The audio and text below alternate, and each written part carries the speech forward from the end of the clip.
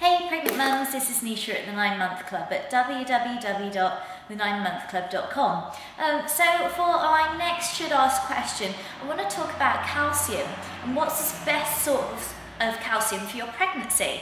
Now obviously calcium is a big issue during pregnancy. We all know that if you don't have enough calcium during pregnancy, that you run the risk of developing brittle bones because your baby will source the calcium from your own body. But what most people are advised to do is have, enough milk or cheese or dairy products during pregnancy to provide them with the calcium. But in fact, that's probably the worst source of calcium that you can get because of the nature of the manufacturing and the processing.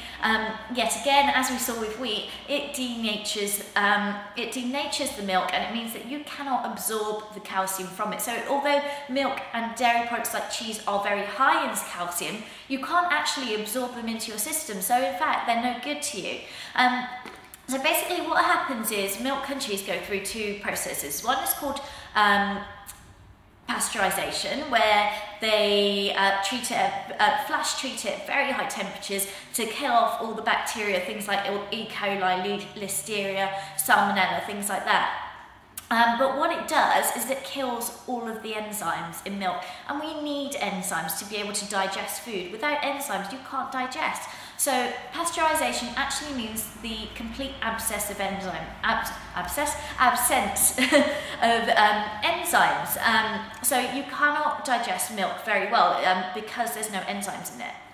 Secondly, it goes through a process called homogenization, and this is where they disperse the fat molecules through the milk. So you know that if you get milk from a cow, or if you were very young in the UK, you probably remember milk bottles coming round at school, and the milk would float, the cream would float on top of the milk. That's how milk should normally be. But what happens during homogenization is that they pass the milk through a very fine filter, and it completely changes the makeup of the fat molecules, and it disperses it through the milk, so it creates a suspension so that you don't get the cream floating on top. And it's purely for aesthetic reasons, that people don't want to see a lump of fat floating on top, so now it's dispersed through the milk. But the trouble is, those fat molecules have changed structure so that when you drink that milk, your body does not recognize it as fat, it recognizes it as toxin and processes it as a toxin.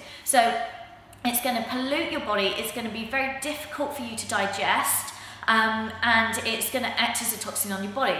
Next, the calcium thing. Milk that has been pasteurized and homogenized has a high level of phosphorus, and if the phosphorus levels are high, you cannot absorb calcium from the food substance. You also need to have adequate levels of vitamin D to absorb calcium, so do make sure that you're eating oily fish, eggs, and that you're getting out in the sun for 15 minutes a day with 40% of your body exposed in the sun if you can. But that's just an aside for calcium. But you cannot absorb calcium from milk because there's high levels of phosphorus, or you can absorb some, but it's very difficult to do that. So better sources of calcium for you. Go for things like Brazil nuts, go for things like apricots, go for things like figs. What else is really high in calcium? A lot of green leafy veg, so cooked spinach, cooked collards, turnip greens, curly kale is very high in calcium. And if you Google it, or if you go onto my site, there's a whole list of stuff that are other food sources that are better for you and will allow you to absorb calcium better, quicker and easier into your body. So that's it for that video. I'll see you in the next one. Okay, bye.